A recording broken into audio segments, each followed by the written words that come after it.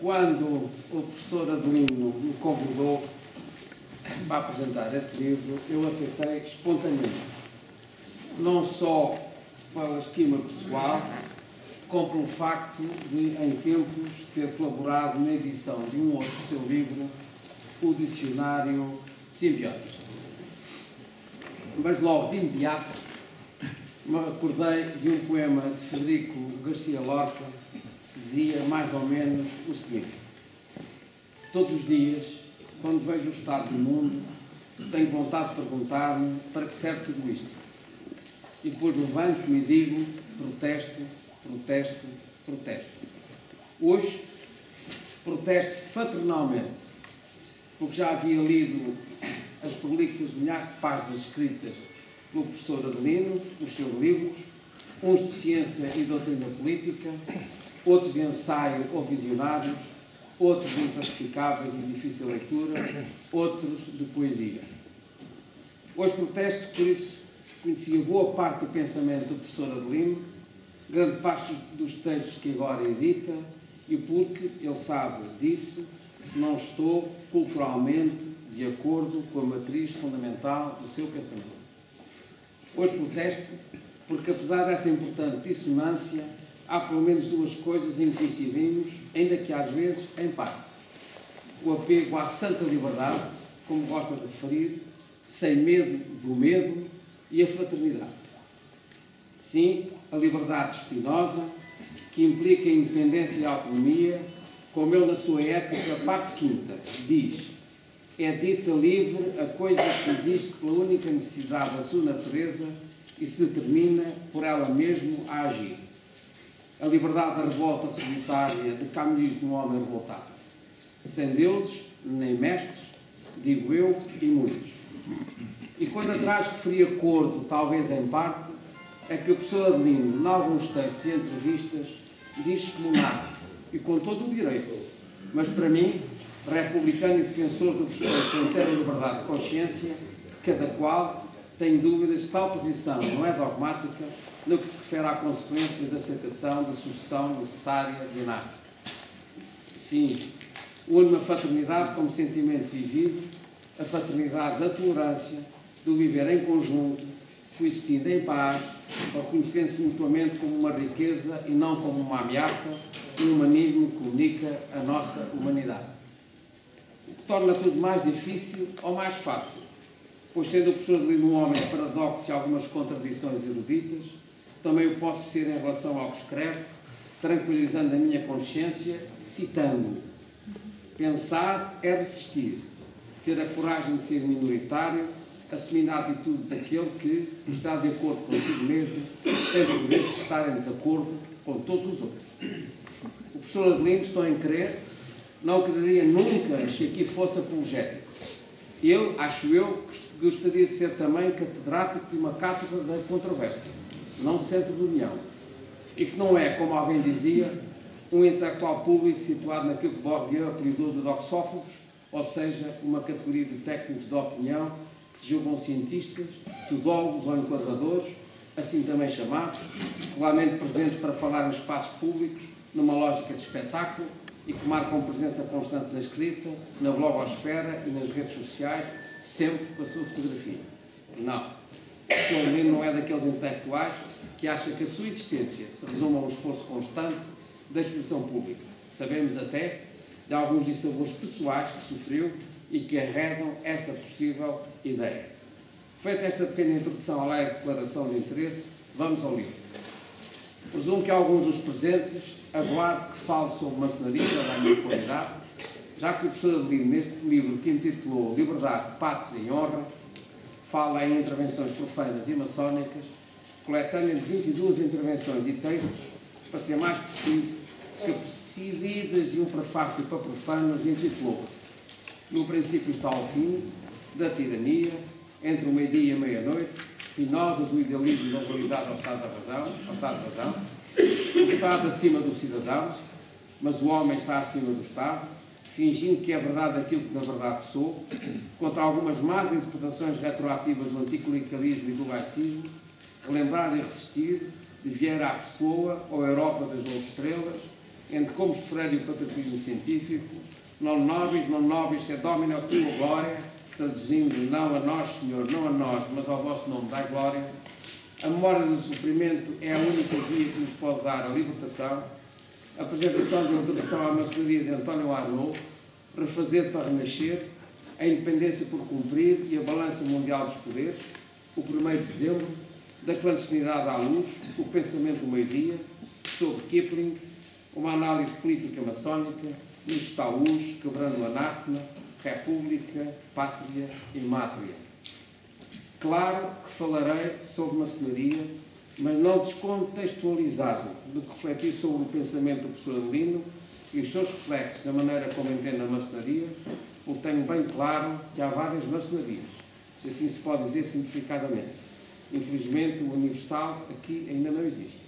E a minha talvez não seja exatamente, exceto no fundamental, a mesma do professor Adelino.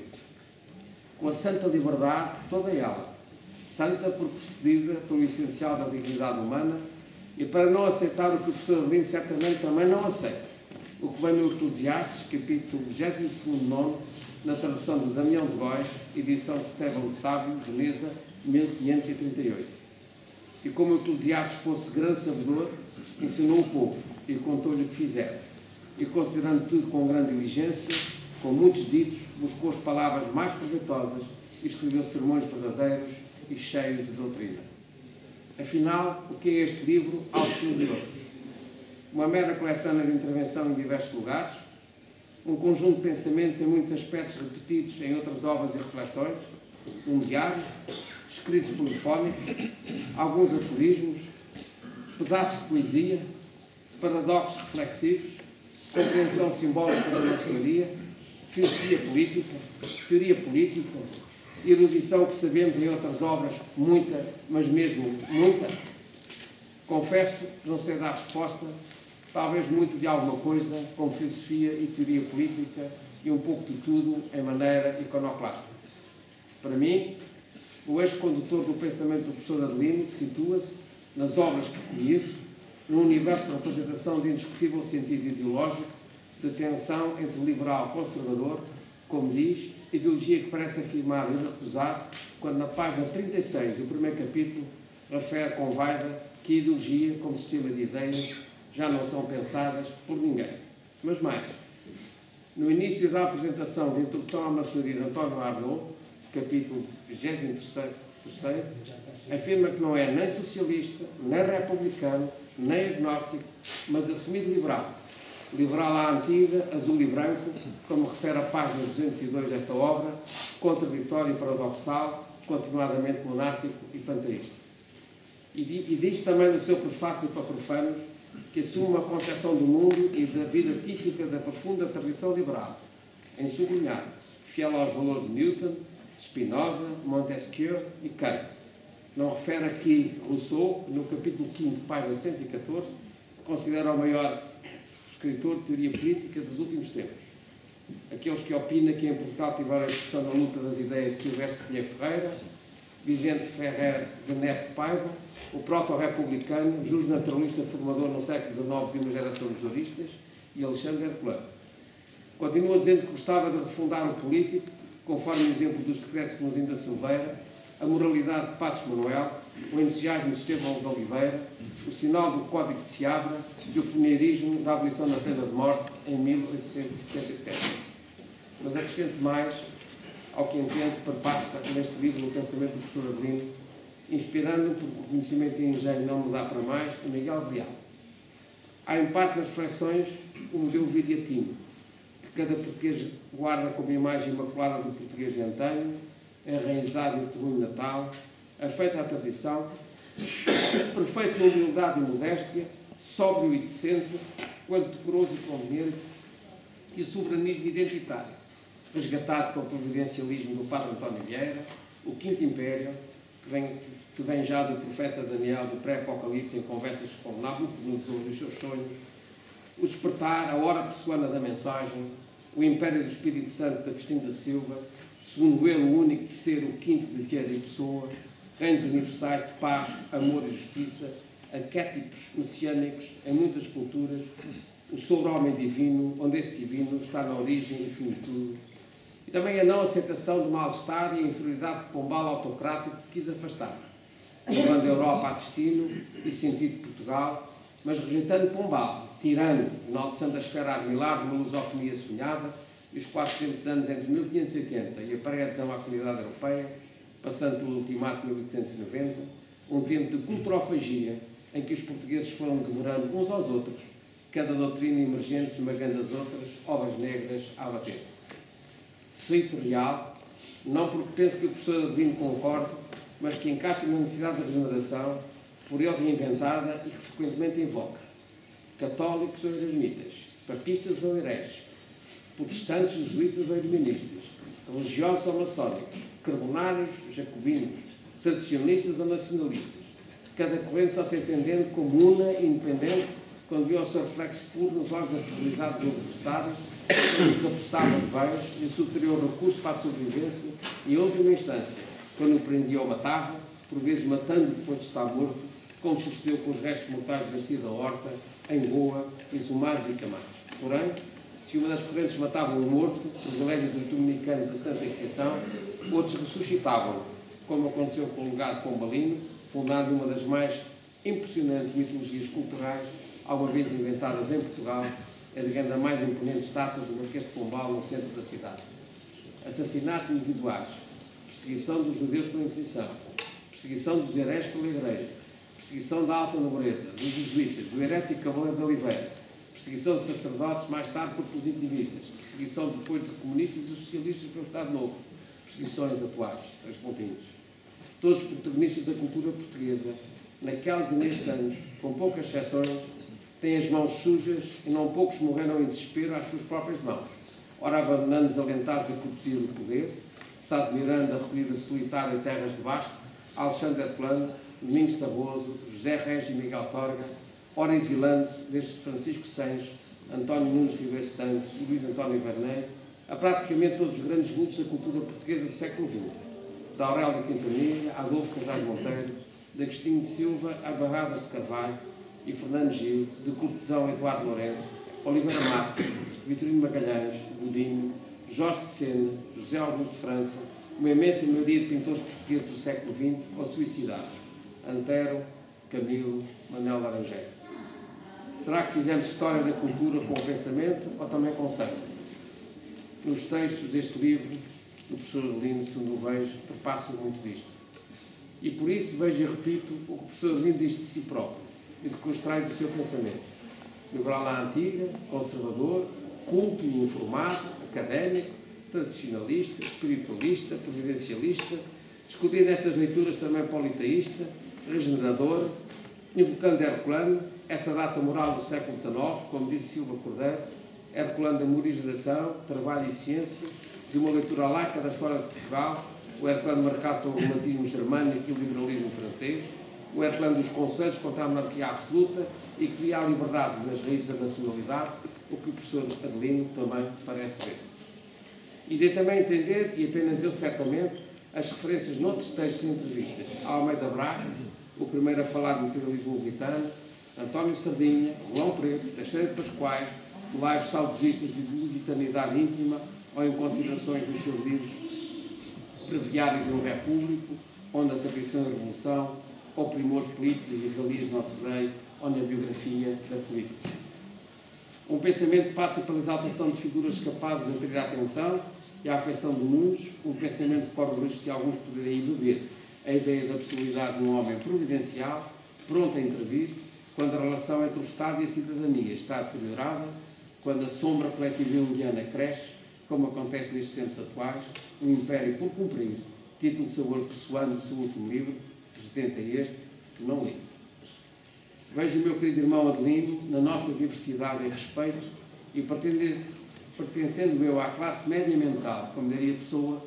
fazendo parte das elites intelectuais em Portugal, em que o discurso é excessivamente autocentrado, como se intelectual no exílio, deixando de lado fenómenos ou pessoas pela sua expressão e seguidores, mereciam um olhar mais atento, como a maioria daqueles que são os insignificantes, mas que ao fim e ao cabo fazem a história,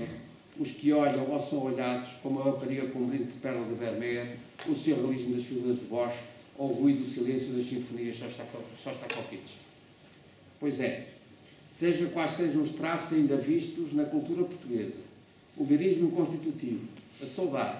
a oposição intelectual ao Estado, a espiritualidade, o fatalismo, o messianismo, o providencialismo, a inclinação para a historiografia, o decadentismo, o nacionalismo como conservação da identidade, o fontismo, uma cultura atual, em especial depois da entrada na Europa, afasta-se verdadeiramente, na minha opinião, dessa falsa pax regeneradora entre 1851 e 1868, como refere Maria de Fátima Bonifácio na sua obra sobre o século XIX, e que o professor Lino invoca em muitas das suas personagens para ir exemplares e de memória prévia. Por isso, respeitando a erudição, a densidade e profundidade do pensamento na sua matriz, como o vejo, acho de difícil descodificação. E se tivesse genericamente dado um nome redutor a estes textos, situavam-os maioritariamente mais na filosofia política ou teoria política, sobressaindo aquilo que se refere a Rousseau e Spinoza, o que pariu um livro forjado no inferno, escandaloso e do nascimento da era secular, como refere Stephen Nadler, professor Adelino, muitíssimo bem analisa. Embora também falte um texto sobre Spinoza da ética, o Spinoza libertário da felicidade, da beatitude e da verdadeira lei moral universal, o amor. Daí o meu distanciamento, e o professor Adelino sabe isso, na generalidade deste pensamento ambivalente, preferindo pensar indignado que sou, à atualidade, sobre o tempo que passa, como o professor Adelino diz num dos seus poemas, aliás, muitos poemas e alguns deles muito bonitos, refletir nela com autores da nossa contemporaneidade, nacionais ou estrangeiros, entre os muitos que podiam ser citados, Stanley Cavell, americano filósofo do cotidiano, Nesta Canclini, argentina hermenêutica da globalização, Kakar, indiano psicanalista das civilizações, Cantor russo, pensador do neutral da civilização, José Zil, português, e as suas reflexões sobre o corpo, Cândido Mendes, brasileiro, da reflexão das grandes questões sociais, Zizek, filósofo inclassificável, Elster, norueguês, racionalista subversivo, Appiah, homem do Ghana, crítico do centralismo ocidental, H.B., italiano, que problematiza a história do contínuo linear em todo o pressuposto teológico, Axel Honneth, Escola de Frankfurt, Novo Habermas, filósofo do reconhecimento e da síntese dos elementos normativos e conceituais da vida social, Marta Nussbaum, judia da liberdade de consciência, advogada da humanidade para o melhoramento da espécie humana, Peter Sloterdijk, filósofo, jornalista, artista, observador atento da realidade, Philippe Petit, francês da teoria republicana, Amartya Sen, teórico da pobreza, Eduardo Lourenço, seguramente o nosso maior pensador atual, Shulan, coreano germânico da sociedade do cansaço, da transparência pornográfica, das reflexões sobre o enxame das redes sociais adultérias, Judith Butler e a questão do género, Hannah Arendt, tão cara ao professor Adelino, do antitotalitarismo e da condição humana, Levinas e o olhar do outro, Foucault e o biopolítico, Turenne e o fim das sociedades, Jung e a individuação, do inconsciente coletivo, dos símbolos, das sombras, Girard o simulacro do vosso escritório, Onfray o libertário, quando se convive a espiritualidade sem Deus, Luke Ferry o divino do homem, o Papa Francisco e a encíclica Laudato Si, Mateo Ricardo budista do altruísmo, Harari do alma a Deus, Jean Tirole do Tratado de Economia, os economistas que não alinham com pensamentos únicos, e tantos outros, descobrir a filosofia contemporânea, a filosofia moral sobre o bem e o mal, a violência, esgotadas já as análises aristotélicas das virtudes, do dever kantiano aos utilitaristas, as questões que a ciência e a técnica põem na utilização das nanotecnologias, nas biotecnologias, na inteligência artificial, o psicopoder da biopolítica, a razão e a consciência nos direitos humanos. E abordar pouco metafisicamente o Portugal e o mundo do desenvolvimento, da pobreza, da democracia, do ambiente, da estrada, da educação, da família, das gerações, da justiça, das migrações, das religiões, dos valores e, apesar de tudo, da história, da memória da nação e nacionalismo, da pátria para além da unidade essencial de território e cultura e da verdadeira vida que escorre, que se preocupa a palavra do pensamento crítico com salários e pensões, e dizer aos jovens em tempos de mudança de paradigma civilizacional, Ray Kurzweil, tecnoprofeta da singularidade que anuncia a humanidade 2.0 lá para 2040, que há mais para além das fábricas transhumanistas e das revoluções digitais que matam o silêncio da reflexão com ruído e sem coerência que levam a exagero à desculpização civilizacional. Os velhos e teoricamente meios de lidar com os desafios de vida já não funcionam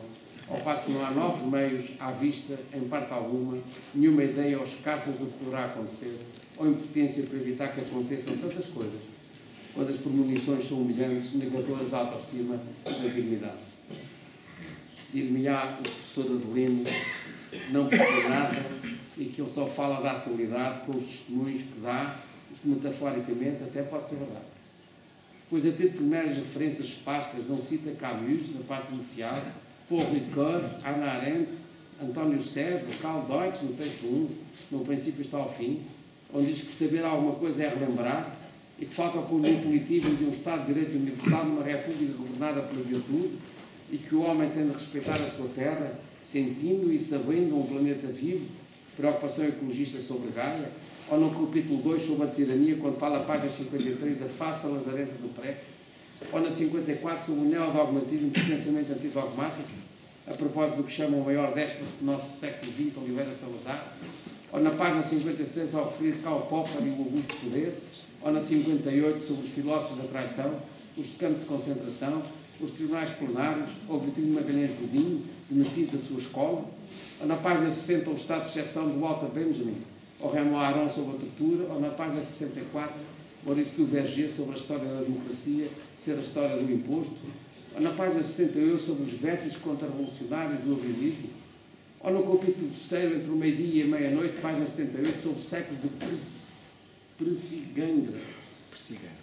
Penso que é assim, tenho uma vaga ideia. Estamos a falar das prisões nos barcos, não é? Enfim, acorrentados nos barcos. Mas é uma expressão do professor Luís.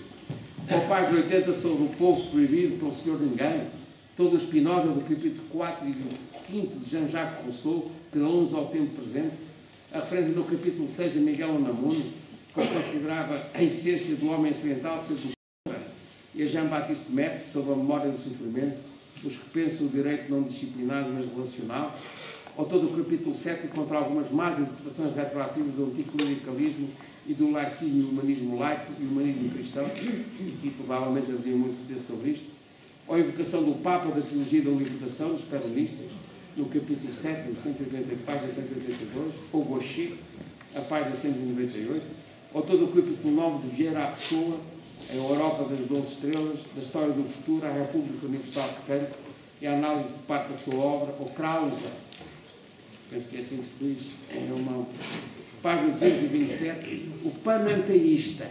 diferente de panteísmo, Deus acima de Deus, que é substância única, quando se considera que a Confederação Jurídica Mundial constitui o fim último da história do direito e perpassa sobre europeístas pouco citados, ou no capítulo 10, entre como Freire e o patriotismo científico, concluindo sobre a necessidade da organização do trabalho nacional através de um adequado patriotismo científico, ou a referência à democracia quanto à oligarquia, ou a Camus, em que a revolta é mais importante que a revolução, ou a apresentação no capítulo 13 do livro de António Arnaud, por si só a nossa contemporaneidade, ou a sua declaração de princípios no capítulo 14, refazer para renascer, ou no 15 sobre a independência por cumprir e a balança mundial dos poderes, não esquecer que o professor Lino tem manual sobre relações internacionais, ou no 16 sobre o 1º de dezembro e o abraço à Catalunha, ou a análise política maçónica no capítulo 20, ou no 21 nos Taús quebrando o anátema, uma vez mais sobre a Santa Liberdade, ou no capítulo 22 na referência a António Guterres. Pois, talvez pudesse fazer esse exercício, mas não consigo, pois não sou nem filósofo, nem teórico político. Para mim, era andar às arruas ou ao passo caranguejo, como diria o Humberto Eco. E a maçonaria, afinal, o professor Adelino? O professor Adelino não fala de maçonaria nos seus textos? Fala e muito, mas, na minha opinião, imbuído o seu pensamento ideológico, e por isso é que eu quis fazer este enquadramento prévio,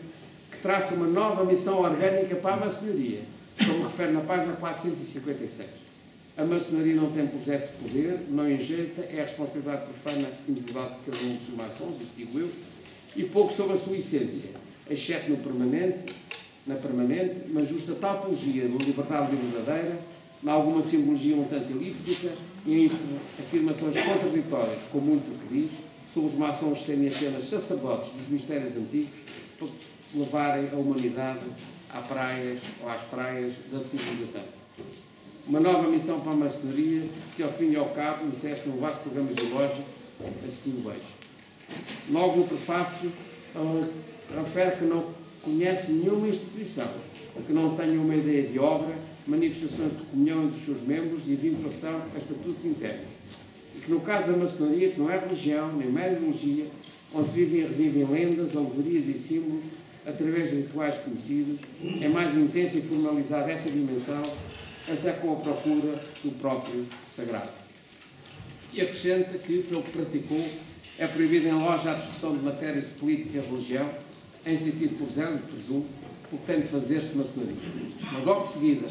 faz uma afirmação política, para mim de acordo com o seu pensamento, que tentei descortinar, de que o principal papel da maçonaria é fazer ascender à regeneração uma sociedade secreta iniciática, fundada em 1140 e sucessivamente respondida à República dos Portugueses, que durante séculos foi governando a Carreira. E continua, porque temos de libertar do presente protetorado, com mais liberdade, mais sociedade e coisa pública, isto é, contribuir para a nova refundação de Portugal, os maçons também, presumo.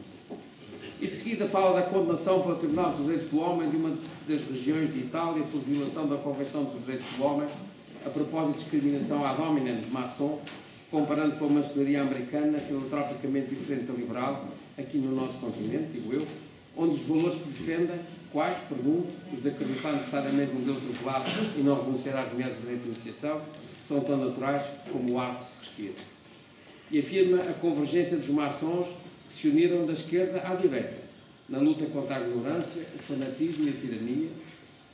mas com tantos conflitos fratricidas a crescer, respeitando a natureza iniciática do Grande Oriente Lusitano, que considera a mais antiga sociedade demoliberal portuguesa com continuidade de atividade. Lembra o caráter universal da maçonaria, utopia que está na sequência do seu pensamento, e que importa que seja verdadeira, de acordo com as regras tradicionais da liberdade individual, da autonomia da sociedade civil e da integração dos valores da libertação nacional no cosmopolitismo, para que cada nação possa converter-se amilarmente na superação do futuro, a República Universal. Isto é, tenha saudades do futuro, conforme o sonho do maior dos símbolos do século XX português, Fernando Pessoa. Refere-se seguida à influência da maçonaria e aspectos do antimaçonismo em Portugal, numa perspectiva historiográfica e ideológica, da relação com os católicos e a necessidade de uma restauração de uma política de valores,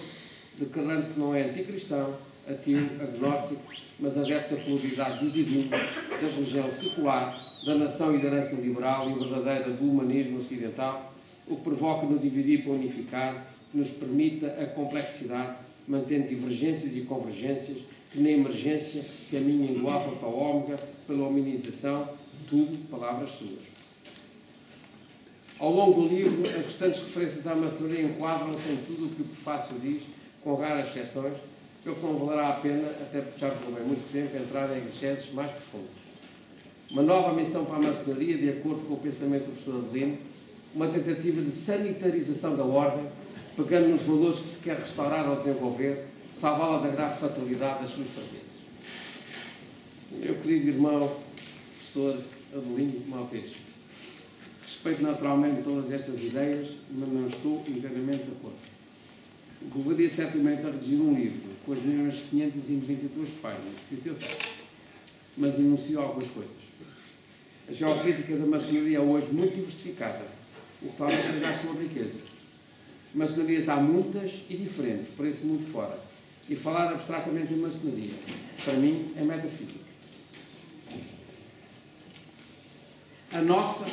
é a do Grande Oriente Lusitano, com a sua história, com a filosofia da iniciação, com os valores que também fala, as questões do tempo que passa, mas sem expressão orgânica, o equilíbrio entre a progressão iniciática e o compromisso social, a busca humanista de um equilíbrio harmonioso entre a racionalidade e a espiritualidade, uma sem outra, prejudiciais ao futuro do homem e à construção do templo da humanidade, como dizem os maçons. Uma maçonaria de respeito pela liberdade de consciência, de perfeita tolerância mútua, do compromisso social, da solidariedade e do aperfeiçoamento do ser humano, uma espiritualidade de construção interior e exterior para encontrar os outros, também preocupada com a governança mundial, como agora se diz. Uma maçonaria que constrói um humanismo maçónico nas condições materiais e morais de cada um, uma maçonaria liberativa que ajuda cada qual a encontrar uma resposta às questões angustiantes do nosso tempo. Conhecer e reconhecer a verdade da sua própria pessoa, procurar conhecer e compreender o outro na sua diferença, procurar compreender os movimentos do mundo em mudança, uma maçonaria do tempo interior e exterior que ajuda o homem a construir as suas convicções pessoais e um mundo melhor, uma maçonaria da razão e da consciência, uma maçonaria onde as obediências já não são como no século XIX português, espécie de quase partidos, como foram na Terceira República Francesa, e são apenas minimalistas em organização para darem ter espaço às lojas onde verdadeiramente se faz maçonaria. Uma maçonaria em que uma ação intervém na sociedade com a sua reflexão atual, os seus valores, mas também uma soteriologia voluntariosa, imanentista, absolutamente estrangeira a toda a providência, a toda a predestinação, seja ela qual for. Uma maçonaria onde o homem se salva pela sua própria obra ao serviço do que ultrapassa. Marco Aurélio pergunta, com muitos, o que é a maçonaria. Uma escola de amor à sabedoria, uma filosofia de vida, uma sabedoria que não releva da doxa, da opinião, mas da praxis. Não uma ortodoxia, mas uma ortopraxia. Não indica o caminho, mas a boa maneira de andar com força, sabedoria e beleza. O que é o maçom? Pergunta também. Aquele que cultiva perfeitamente a da arte de ser homem útil, sensível ao sofrimento humano, contra o desejo de privatizar a vida íntima de cada qual. Ser pedra para o templo do espírito, pedra de fundação enterrada ou pedra angular suntuosa, que importa seja perfeita. É toda uma filosofia de vida, toda uma arte de vida. A filosofia maçónica, ela e só ela, sem misturas. Uma filosofia para depois das filosofias. Meu querido irmão, professor, doutor Adelino Maltês, citas no teu livro Virgílio Ferreira o que no seu diário queria metaforicamente ajustar contas com Deus por ter deixado que o mundo chegasse onde chegou e não conseguiu. Mas escreveu talvez um dos romances mais belos e significativos sobre a condição e o significado da condição humana. Para sempre. E é com a sugestão da leitura deste para sempre há de se construir na narrativa de si mesmo, que agradeço as provocações fraternas que a todos nós fazes. Fraternidade que faz com que partilhemos o julgo do ultimato de 1917 de Álvaro de Campos. Um mandado de despejo aos mandarins, fora com todos eles, em especial aqueles que nos rodeiam. Disse, muito obrigado, professora Adelino.